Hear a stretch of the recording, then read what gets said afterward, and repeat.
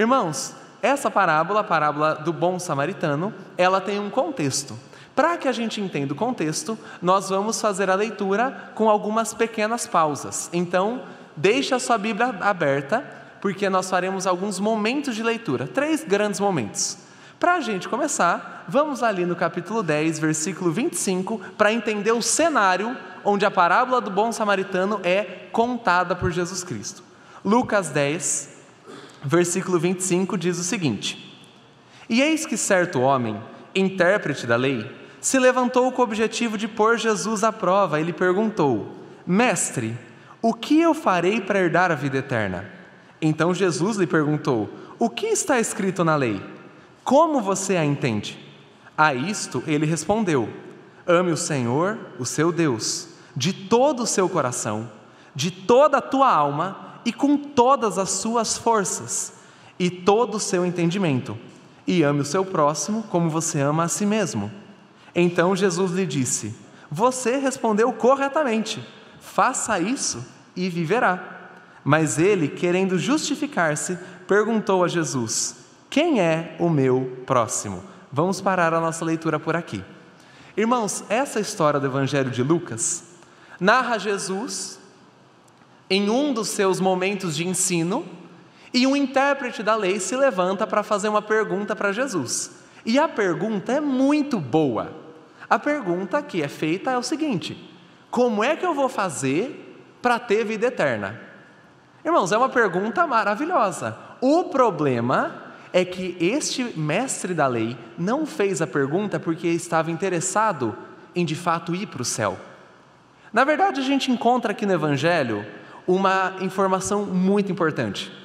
Essa pergunta foi feita para de alguma forma encurralar Jesus e pressionar Jesus para ver se de fato Jesus Cristo conhecia a lei. Quem é este intérprete da lei que se levantou e perguntou para Jesus Cristo com a intenção de colocar ele à prova? Irmãos, o intérprete da lei é o PhD em Antigo Testamento. Esse aqui não é alguém de pouca informação. Estamos diante de alguém que tem mestrado e doutorado na lei de Moisés. Esse aqui é um homem inteligente. E Jesus é colocado diante dessa pergunta por um homem que queria mesmo ver se Jesus sabia o que deveria ser feito com relação à vida eterna. Só que, irmãos, Jesus tem muito mais PhD do que qualquer um. E Jesus é muito mais expert em Antigo Testamento do que qualquer intérprete da lei. Jesus responde de um jeito genial. Jesus responde com uma pergunta. Basicamente, o que Jesus fala para o intérprete é o seguinte: olha, você não estudou? Você não é o cara que sabe? Você não entende a lei de Deus? O que a lei de Deus fala? E aí o intérprete responde: olha, a lei de Deus diz que eu preciso amar ao Senhor com tudo que eu tenho e com tudo que eu sou, e que eu preciso amar o meu próximo como eu amo a mim mesmo. E aí Jesus encerra a conversa. Olha o que Jesus diz para ele: beleza, faz isso e você vai ter a vida eterna. O problema é que o intérprete da lei tem um negócio chamado consciência. E o intérprete da lei sabe que ele não ama a Deus com tudo que ele tem, e que muito provavelmente ele não ama ao próximo como a ele mesmo. Tanto que a gente encontra no Evangelho de Lucas o motivo da próxima pergunta que este intérprete da lei vai fazer. Esse grande mestre pergunta para Jesus: Jesus, quem que é o meu próximo? Mas a pergunta foi feita porque este intérprete da lei queria se justificar. Irmãos, olha como Jesus é esperto. Na hora que o cara veio com uma pergunta, Jesus respondeu com uma outra pergunta. E a resposta deixou não Jesus Cristo encurralado, deixou o intérprete. E aí ele tenta encontrar um subterfúgio, ele tenta encontrar uma justificativa. Quem é o meu próximo, Jesus? A pergunta é muito boa, e eu quero explicar para você por que essa pergunta é boa. Na época de Jesus, havia um debate muito grande entre os judeus sobre quem era o próximo. Alguns judeus diziam que o próximo, que Deus ordena que a gente ame, é o judeu, meu vizinho. Alguns judeus diziam que o próximo era o fariseu, o cara que é perfeito, que é santo. Alguns judeus diziam que o próximo era qualquer um que não tivesse sangue misturado. E haviam várias categorias de próximo. Quem é o meu próximo? Uns diziam que é esse grupo, outros diziam que é aquele grupo, e o mestre da lei vai perguntar para Jesus: Jesus, quem que é esse próximo que eu tenho que amar? Porque eu não sei direito quem que ele é. Irmãos, aqui, esse mestre da lei está fazendo uma coisa que eu e você fazemos direto para a lei de Deus. Várias vezes, diante da lei de Deus, a gente faz algumas perguntas para meio que justificar o nosso comportamento. A Bíblia diz para nós: não minta. Mas aí a gente vem com alguma situação: mas se eu mentir porque eu não queria incomodar tal pessoa, Senhor, será que isso se configura? É uma coisa humana querer encontrar brechas na lei de Deus para justificar o nosso pecado, porque a gente sabe que precisa ser justificado. E a pergunta foi feita: quem é o meu próximo? E aí Jesus vai responder. Mas, irmãos, Jesus, Ele não responde como a gente quer. Jesus, Ele conta uma história, uma parábola. Jesus, Ele traz uma narrativa para explicar para o homem, para aquele que perguntou, quem é o próximo que nós devemos amar. E é a parábola do bom samaritano. Vamos para o nosso segundo momento de texto, versículo de número 30. Jesus prosseguiu dizendo: um homem descia de Jerusalém para Jericó e caiu nas mãos de alguns ladrões. Estes, depois de lhe tirar a roupa e lhe causar muitos ferimentos, retiraram-se, deixando-o semi-morto. Por casualidade, um sacerdote estava descendo por aquele mesmo caminho e, vendo aquele homem, passou de largo. De igual modo, um levita descia por aquele lugar e, vendo-o, passou de largo. Certo samaritano, que seguia o seu caminho, passou perto do homem e, vendo-o, compadeceu-se dele. E, aproximando-se, fez curativos nos ferimentos dele, aplicando-lhes óleo e vinho. Depois colocou aquele homem sobre seu próprio animal, levou-o para uma hospedaria e tratou dele. No dia seguinte, separou 2 denários e os entregou ao hospedeiro, dizendo: cuide deste homem, e, se você gastar algo a mais, farei o reembolso quando eu voltar. Vamos parar a nossa leitura por aqui. Irmãos, Jesus é perguntado sobre a vida eterna e Jesus responde: ame a Deus, ame ao próximo. Aí Jesus é perguntado sobre quem é o próximo, e Jesus vem com essa história. A história fala sobre um homem que desce de Jerusalém para Jericó. A gente não está falando de qualquer descida. Estamos falando de uma descida de mais ou menos 27 quilômetros, que era o trajeto, o percurso, com um declive de 1.000 metros. Jerusalém fica mais ou menos 800 metros acima do nível do mar. Jericó fica mais ou menos 300 metros abaixo do nível do mar. É uma das cidades mais baixas do mundo. E para você fazer essa descida, você seguia uma serra, uma espécie de desfiladeiro, cheio de caverna, cheio de espaço para pessoas se esconderem e assaltantes ali roubarem quem fazia o percurso. Irmãos, Jesus aqui está citando um caso real. De fato, descer de Jerusalém para Jericó era um trajeto perigoso e era um lugar cheio de assaltantes, era uma biqueira. Aquele trajeto é um trajeto perigoso, não é um trajeto seguro, é um trajeto feio, cheio de ladrão, com a diferença de que é uma biqueira de 27 quilômetros. Irmãos, era muito comum ser assaltado, inclusive havia um ditado sobre esse caminho. O pessoal dizia: caminho de Jericó, vermelho de sangue. Por quê? Porque haviam muitos assaltantes. Um imperador romano mandou toda uma guarda imperial só para limpar os assaltantes daquele caminho. Era um lugar perigoso. E um homem está descendo de Jerusalém para Jericó e ele é assaltado. Só que ele não é só assaltado, não pegam as coisas dele apenas. Batem nele e, segundo o texto bíblico, o deixam semi-morto. Aquele cara fica entre a vida e a morte, abandonado numa escada, num desfiladeiro, com pouquíssimas opções, com pouquíssimas chances. Esse cara muito provavelmente estava fadado à morte, esse viajante que foi assaltado.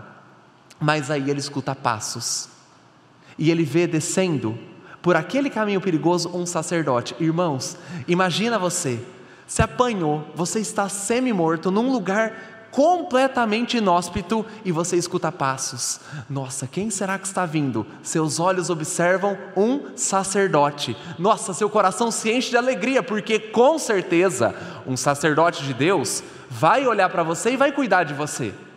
A lei de Deus dizia que o sacerdote deveria sim cuidar do povo de Deus, além dos serviços feitos no templo. Aí o seu coração cheio de esperança vê aquele sacerdote fazer o oposto do que você queria.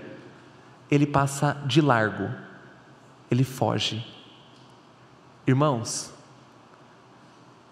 imagina esse cenário. Que outra chance o homem vai ter?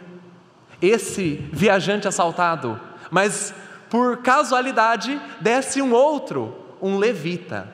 Os levitas, eles de fato tinham por obrigação que prestar serviço ao povo de Deus. E era costume que os levitas dessem ofertas aos pobres e cuidassem dos doentes. Então você que perdeu a chance com o sacerdote, você que está na estrada de Jericó, semi-morto, viu a sua primeira esperança passar de largo, foi embora, mas agora desce um levita. Nossa, seu coração se enche de esperança de novo. O levita vai me ajudar. Mas o levita e o sacerdote têm o mesmo comportamento. Eles fogem. E aí nessa mesma estrada, passa em sequência um outro homem, um terceiro homem. O problema é que ele é um samaritano. Esse detalhe é muito importante. Irmãos, os judeus, povo de Jesus, odiava os samaritanos. Eles diziam que os samaritanos eram filhos de Eva com a serpente. Isso não é muito delicado. Eles olhavam para os samaritanos como o povo misturado, o povo híbrido, que não tinha de fato sangue judeu. O samaritano é inimigo do judeu. Mas o samaritano também foi ensinado a olhar para o judeu com suspeita. Eles eram inimigos. Irmãos, é uma questão étnica. E aí você, jogado na beira da estrada, o sacerdote não te ajudou e o levita nem se interessou por você. Esse samaritano vai olhar para mim? Meu povo o odeia. Mas ironicamente, é o samaritano que vai cuidar deste que foi assaltado.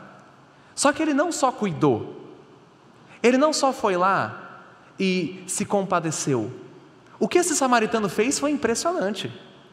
Ele colocou sobre os seus ombros o homem ferido e depois colocou sobre a sua própria montaria. Ele passou vinho e azeite. Irmãos, na época, a medicina da época jogava vinho sobre as feridas, porque o álcool ele higienizava, e jogava azeite, porque aquilo de alguma forma relaxava toda a tensão e toda a dor. O que o samaritano fez foi mais do que olhar para aquele que estava ferido na beira da estrada. O samaritano teve misericórdia ativa, colocou sobre a sua própria montaria e desceu aquele caminho, provavelmente desceu a pé. E aquele homem semi-morto sobre a montaria do samaritano é deixado numa hospedaria. E a gente olha para esse samaritano e diz: nossa, com certeza ele é uma pessoa muito boa, ele é uma pessoa excelente, mas ele dá de 10-0 na nossa bondade, porque olha o que ele faz. Ele cuida daquele que tinha sido ferido, e ele chega ao hospedeiro, ao dono da estalagem, e oferece 2 denários. Irmãos, 2 denários são o equivalente na época a 2 meses de hospedagem. Ele pagou por 2 meses de hospedagem para que aquele ferido se recuperasse. Mas ele foi muito além. Ele falou: olha, se você gastar mais cuidando deste que foi ferido, quando eu voltar, eu mesmo vou ressarcir você. Isso aqui não é apenas alguém que ama o próximo. Estamos diante de alguém que doou-se, e que doou seu recurso por um inimigo, um judeu. E aí, depois de contar essa história, que deixou os ouvintes na época de Jesus, com a boca aberta, Jesus termina e nós vamos para a última parte do texto que nós leremos. Versículo 36. Então Jesus perguntou: qual destes lhe parece ter sido o próximo do homem que caiu nas mãos dos ladrões? E o intérprete da lei respondeu: o que usou de misericórdia para com ele. Então Jesus lhe disse: vá e faça o mesmo. Irmãos, quem usou de misericórdia foi o samaritano. Foi esse que era inimigo do judeu. E Jesus, depois de contar a história, pergunta para o mestre da lei: e aí, quem é que fez o certo? E parece que o mestre da lei não quer responder com a palavra samaritano, porque havia um ódio muito enraigado ali de um povo para o outro. Mas é inegável: não foi o sacerdote, não foi o levita, não foram os ladrões que fizeram bem àquele ferido. Foi o samaritano. E aí Jesus encerra essa discussão. Irmãos, essa história, ela é linda. É uma história maravilhosa, mas é uma história que nos constrange e que nos confronta. E por que eu separei essa história para nós hoje? O que esse texto bíblico tem a falar ao nosso coração? Irmãos, 3 aplicações muito breves sobre ele. A primeira aplicação, a primeira lição que emerge do texto, diz respeito ao tipo de teologia que o nosso Deus quer de nós. Veja que o intérprete da lei respondeu a Jesus Cristo de um jeito ortodoxo, de um jeito correto. A pergunta era: o que eu preciso fazer para herdar a vida eterna? E o intérprete da lei entendeu: eu preciso amar a Deus acima de tudo, e eu preciso amar ao próximo como amo a mim mesmo. Eu preciso amar. O centro da lei é o amor. Mas a gente encontra aqui um intérprete que não consegue entender nem quem é o próximo. E isso nos leva ao seguinte ponto: irmãos, o que Deus quer de nós, de mim e de você, nós cristãos, povo de Deus, não é uma teologia, não é um entendimento da doutrina que não afeta a prática e os nossos atos. Jesus quer de nós uma doutrina que seja aplicada à vida e uma doutrina que afete todas as nossas ações.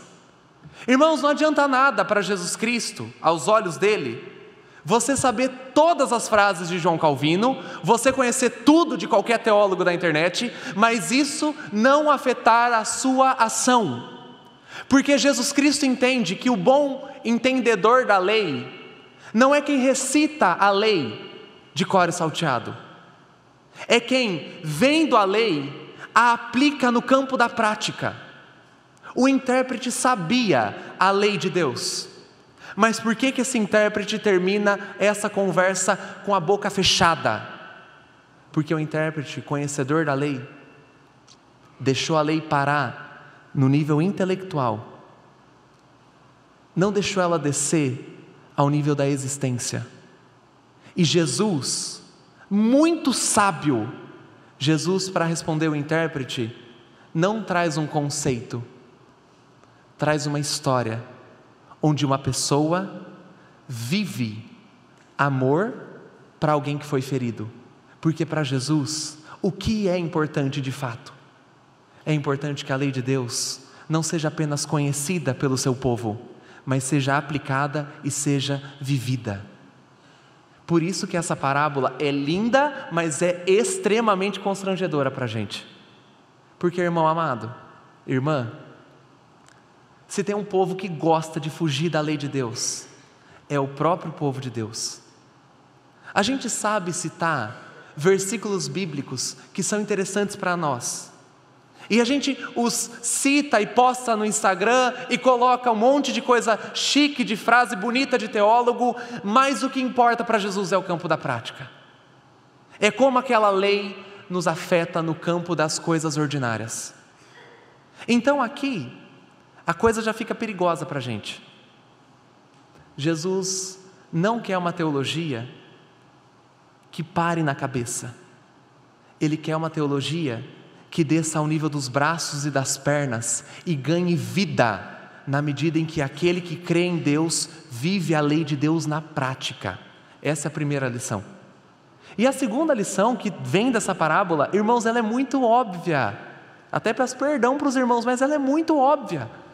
A segunda lição que emerge dessa parábola é que eu e você, nós somos chamados para um tipo de amor que é ativo, que é constante, que é doador. Irmãos, eu e você somos cristãos, eu e você somos povo de Deus. Nosso Deus não se conteve em nos salvar EAD, à distância. Nosso Deus nos salvou na prática, descendo no campo da história. E Ele exige que o meu amor e o seu amor sejam amores práticos, amores reais e verdadeiros. Irmão, a lei de Deus é: ame ao Senhor de fato e de verdade, e ame ao próximo como você ama a si mesmo.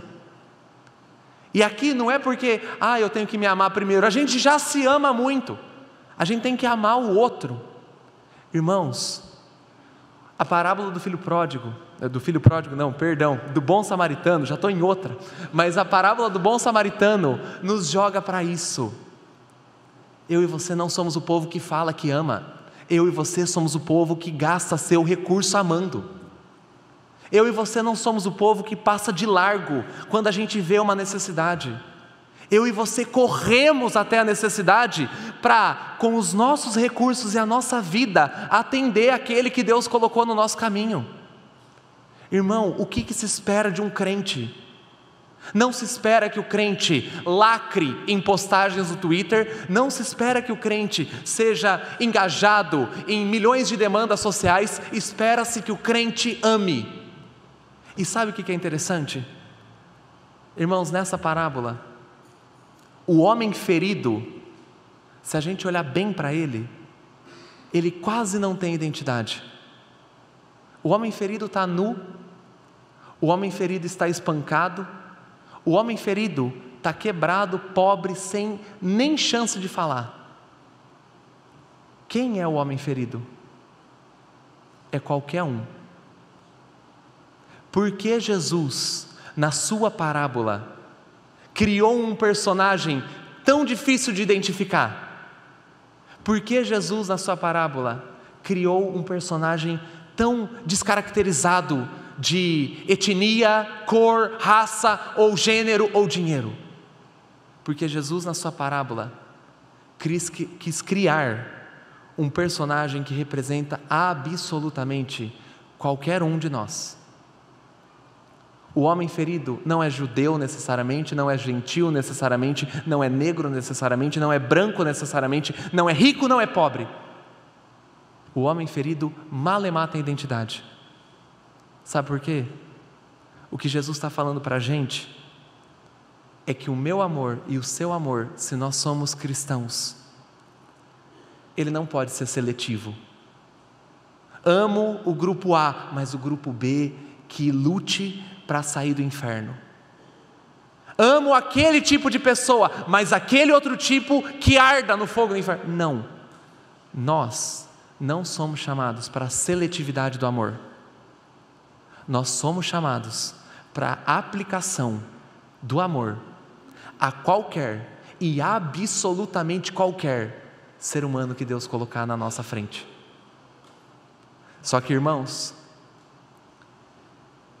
isso nos deixa numa situação complicada, muito complicada. Por quê? Porque se a gente olhar à luz dessa parábola, a misericórdia que a gente tem que oferecer aos outros é muito grande. O amor que nós temos que amar os outros é muito grande. E provavelmente nós não atingimos este nível de amor. Essa parábola, se ela for colocada contra nós, e se ela nos encurralar na parede, ela gerará no nosso coração condenação. Por quê? Porque ela mostra o tamanho da misericórdia que a gente tem que demonstrar. Ela mostra o tamanho do amor que a gente tem que desenvolver. E adivinhe só, nós não conseguimos amar como a parábola do bom samaritano. Mas por que, irmãos? Por que Jesus Cristo joga um padrão tão alto e tão elevado? Por que Jesus Cristo não se contenta com parte da nossa misericórdia? Por que Ele faz esse padrão tão grande? Porque, irmãos, e isso aqui é muito complicado que eu vou te dizer, Jesus exige uma misericórdia deste tamanho das nossas vidas, porque Jesus oferece uma misericórdia neste tamanho para as nossas vidas. O que eu estou querendo te dizer? Se nós olhamos para o bom samaritano e falamos assim: nossa, este homem está correto, este homem é o padrão, este homem é o meu modelo, é porque o bom samaritano é uma figura que representa aquele que de fato desceu na estrada de Jericó e pegou todo mundo que estava semi-morto naquele caminho, e é o nosso Jesus. O bom samaritano só pode ser chamado de bom porque ele ilustra com muita propriedade o que o nosso Redentor fez por nós. Irmãos, preste atenção nisso. Jesus exige que eu e você tenhamos misericórdia ativa, uma misericórdia gigantesca, porque o próprio Jesus é misericórdia ativa e misericórdia gigantesca. Jesus exige de nós que sejamos como o bom samaritano, porque Ele é o próprio exemplo. Veja como faz sentido olhar para esse texto sobre essa lógica. Se nós lermos, amados irmãos, a mesma parábola, colocando no lugar da palavra samaritano o nome de Jesus, nós encontraremos basicamente todas as ações que o nosso Cristo desenvolveu. Veja só, vamos ler ali no versículo 33, só que ao invés de lermos samaritano, coloque o nome de Jesus na frente das ações que Ele realiza, e olha o que você encontra. Certo Jesus, que seguiu o seu caminho, passou perto do homem, e Jesus, vendo, Jesus compadeceu-se dele. E aproximando-se, Jesus fez curativos nos ferimentos dele, aplicando-lhes óleo e vinho. E depois, Jesus colocou aquele homem sobre seu próprio animal. Jesus levou-o para uma hospedaria e Jesus tratou dele. No dia seguinte, Jesus separou 2 denários e os entregou ao hospedeiro e disse: cuide desse homem, e se você gastar algo a mais, eu, Jesus, farei o reembolso quando eu voltar. Irmãos, quem é o padrão para que o bom samaritano seja chamado de bom? É o próprio Jesus. Porque, irmãos amados, quem é que desceu entre ladrões e em caminhos perigosos e se aproximou daqueles que estavam mortos? Foi Jesus. Quem é, meus amados irmãos, que gastou o seu recurso para que vida fosse dada aos mortos? Foi Jesus. Quem é que de alguma forma nos carregou nos seus ombros para nos levar até uma hospedaria onde fôssemos curados? Foi Jesus. Então por que o bom samaritano é chamado de bom? Porque ele representa as ações que o nosso Cordeiro realizou em prol a nós, semi-mortos que estávamos no caminho de Jericó. Irmãos amados, Jesus é o nosso bom samaritano. E sim, você pode olhar para o texto e falar: mas João, o texto aqui, nessa parábola, Jesus está querendo responder quem é o próximo. Sim, irmãos, Jesus com essa parábola está querendo responder quem é o próximo. Mas é impossível não ler esta parábola e não pensar no Filho de Deus descendo na terra humana e colocando nos seus ombros seus próprios inimigos. É impossível não ler essa parábola e não ver Jesus agindo aqui na terra. Inclusive, tem um autor que eu gosto muito, chamado Timothy Keller, e comentando sobre essa parábola, Timothy Keller escreve o seguinte: todos somos indefesos e falidos. Todos estamos morrendo à beira da estrada. Jesus Cristo, que é nosso inimigo natural porque somos pecadores, que não nos deve nada, mesmo assim oferece-nos sua riqueza e nos salva. De fato, irmãos, o que a parábola está dizendo é: quem é o nosso próximo? Mas é impossível ler ela e não encontrar o Cristo sendo espelhado nesse texto. E o que isso nos leva? Meus amados irmãos, quando a gente lê esse texto, a gente se identifica com, vários personagens.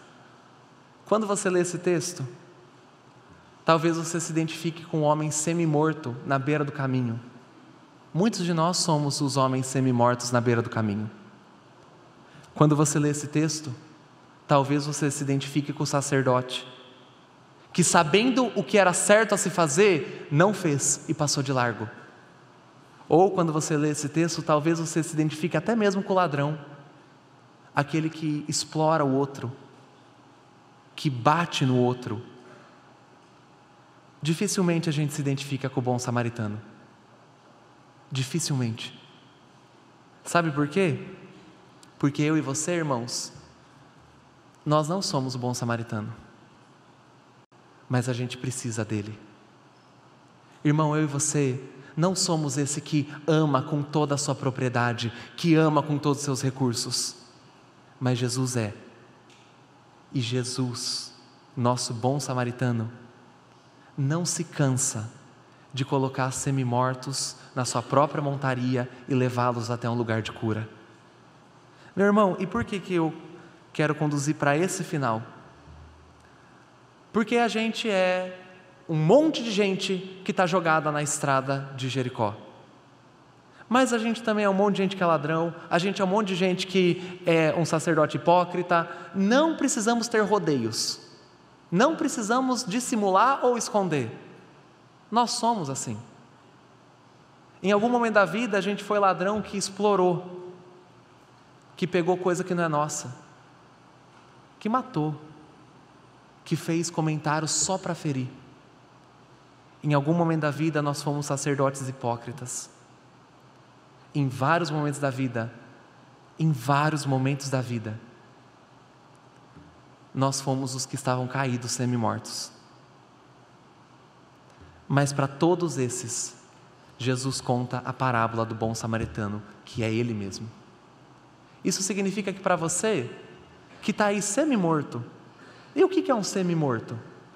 Semi-morto é a pessoa que já não tem mais sentido e consciência, que já não tem mais capacidade de ação, apanhou do pecado, apanhou da vida, está jogado. Para você, semi-morto, existe um bom samaritano para te levar até uma estrebaria onde ele vai cuidar de você. Existe óleo e vinho para ser colocado sobre a sua ferida, e é óleo e vinho que você não pode comprar, mas que Ele dá de graça. Para você, semi-morto, tem alguém que vai segurar você. Irmãos, para a gente que está quebrado por causa do pecado, por causa da vida, existe um bom samaritano eterno, e é Jesus Cristo. Mas ao mesmo tempo, para você que é ladrão ou hipócrita, que é um sacerdote falso, para você existe um bom samaritano que é o padrão de como devemos proceder. Então, para nós quebrados, para nós falidos, destruídos, ou para nós que somos perversos e cruéis, para todos nós há um bom samaritano, e é Jesus. E Jesus está aqui nessa noite, não porque Ele espera que você tenha este nível de misericórdia, mas porque Ele tem. Irmãos, Jesus sabe que você falhou miseravelmente na misericórdia a ser manifestada nesse mundo. Jesus tem essa consciência, mas Ele está aqui diante de nós, dia após dia, como bom samaritano, que pega as nossas feridas e cura, e pega os nossos comportamentos perversos e transforma. Ele é a cura e Ele é o modelo. Então o que eu e você precisamos, meus irmãos? Nós precisamos, desesperada e urgentemente, levantar os nossos braços a Deus, a Jesus Cristo, e pedir para Ele: Senhor Jesus, na estrada de Jericó eu apanhei, mas eu também fui agressor, e eu preciso de alguém que cure o meu coração e que seja um modelo novo das minhas ações. Eu preciso de Jesus, eu preciso de você. Jesus Cristo, se não for o Senhor, eternamente eu serei como o semi-morto na estrada. Mas se for o Senhor, então há óleo sobre as minhas feridas e vinho para me limpar. Se for o Senhor na minha vida, então é sangue que me cura, e é o seu próprio sangue. Irmãos, e o que Jesus Cristo responderá para nós, se nós levantarmos os nossos braços em direção a Ele e pedirmos a Ele socorro e ajuda? Jesus Cristo responderá com as suas mãos feridas, sangrando na nossa direção, oferecendo para nós a misericórdia que Ele exige de nós, mas que nós não conseguimos oferecer. Jesus responderá com graça e glória. Irmãos, vocês têm ideia disso? Eu e você que somos cristãos, cremos num Deus que é a personificação de tudo que Ele mesmo exige. Um Deus que desceu em caminhos perigosos para olhar para a gente semi-morta, que o odiava, mas que carregou no seu próprio ombro até que a cura fosse manifesta. E o que a gente vai fazer agora, irmãos? Primeiro a gente vai orar, porque nós temos um bom samaritano. Primeiro a gente vai fazer isso. E depois, meus amados irmãos, nós vamos responder para Deus em uma canção. E o que a gente vai cantar? A gente não vai cantar sobre a gente, porque a gente não merece música sobre nós. A gente não vai cantar sobre quem a gente é. A gente não vai cantar sobre os nossos pecados. A gente não vai cantar sobre as nossas feridas. A gente vai cantar sobre o nosso bom samaritano. A gente vai cantar sobre aquele que é o nosso bom pastor, que nos cerca de bondade e misericórdia. A gente vai cantar sobre Jesus. E na medida que a gente canta sobre Jesus, é impressionante. Nosso coração é curado. Nossos modelos de ação são transformados. Porque quando a gente observa o que Ele fez, quem Ele é, a grandiosidade do amor do nosso Senhor, aí a gente deixa de ser semi-morto. Nós viramos cristãos. Amém?